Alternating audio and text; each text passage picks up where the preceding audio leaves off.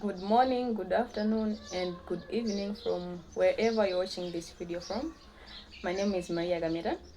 Uh, in today's video, I would like to answer some of the questions which were directly asked into my inbox about my project.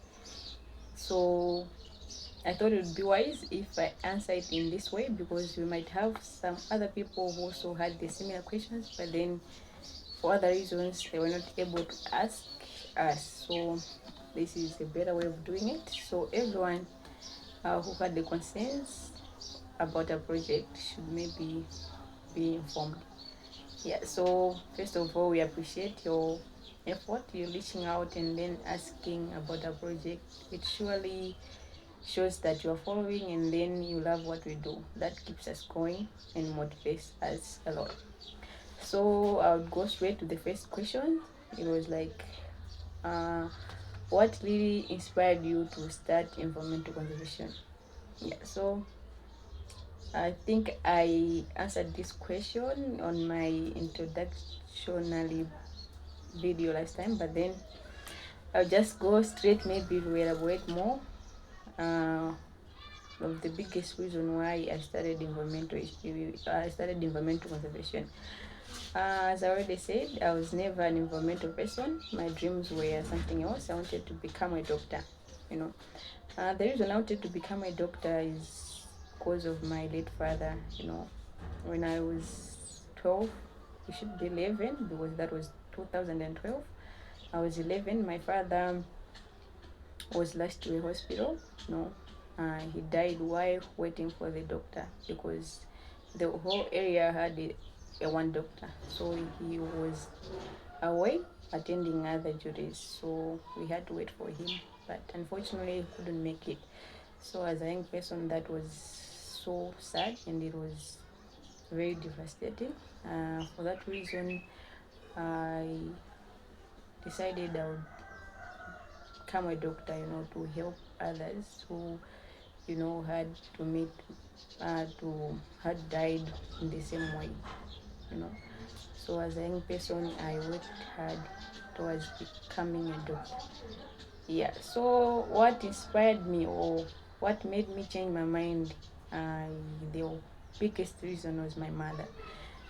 After my father's departure, she had to work hard to support me and the rest of my siblings. We were six, so she had to work hard and make sure we were going to school, we were eating, and everything else. So she was doing some small scale businesses, including selling mandasi, of which was uh, sitting under the sun every day making mandasi.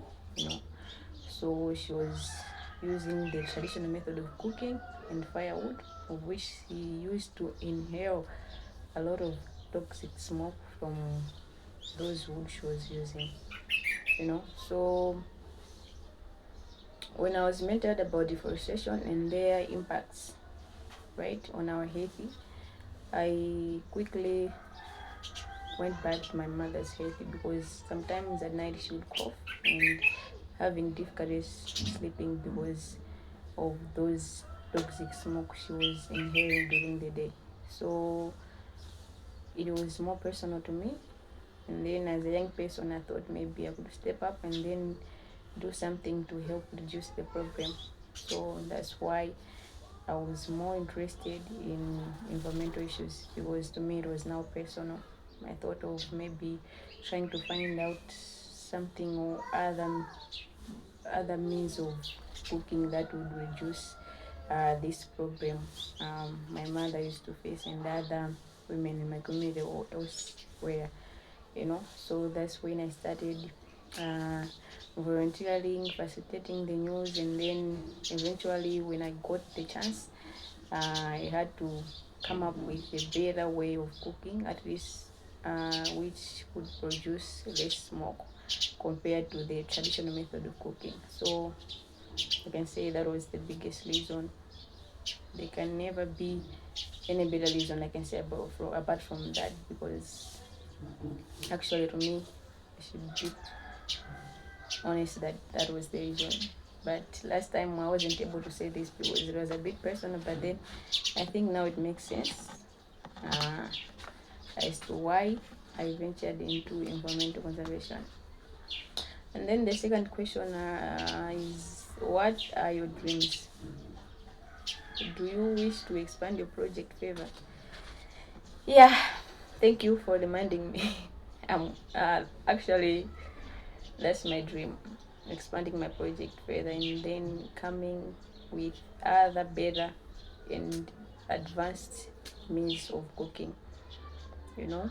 Yeah, so in 5 years time, that's my biggest dream, you know. We would love to we would love to establish a company which we have other means of cooking, you know, more effective ones, maybe talking of the gas cooking stoves, electrical stoves, and everything which is at least wood free.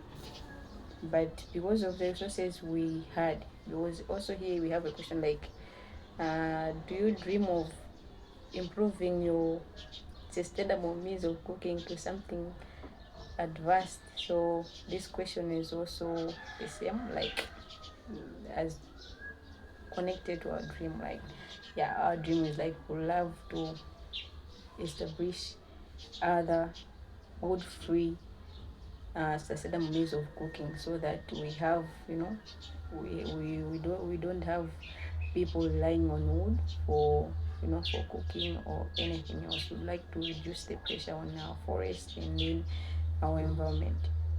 So that's how I can say it. But yeah, and then the other question is like, how do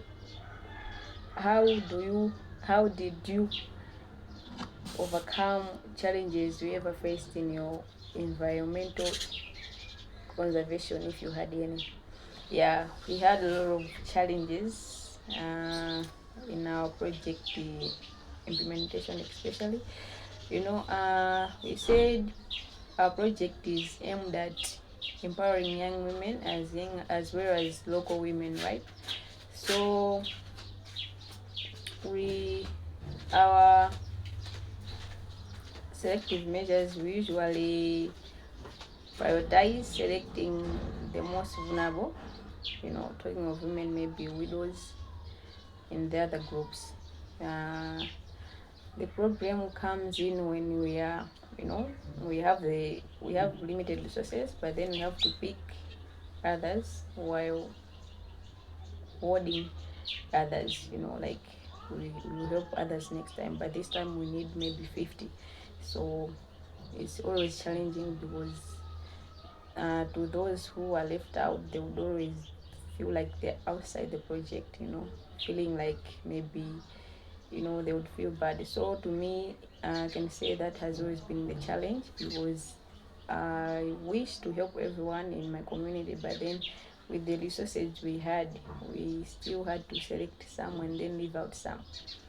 So the process earlier, it was really, really challenging, because we had to, you know, look them in the face saying we will help you next time, or maybe trying to convince them into maybe, you know, waiting, of which some were not convinced, and then they would feel otherwise. So I can say that was one of the biggest challenge. So overcoming that one wasn't easy, but then we made sure they were in the same boat by conducting frequent awareness campaigns, you know, bringing them, involving them in maybe with training, because training of energy efficient stove, it was everyone, but then the construction of cooking stoves, we had to select some. So we made sure they were always in board, getting them involved in other activities concerning Motuling project. So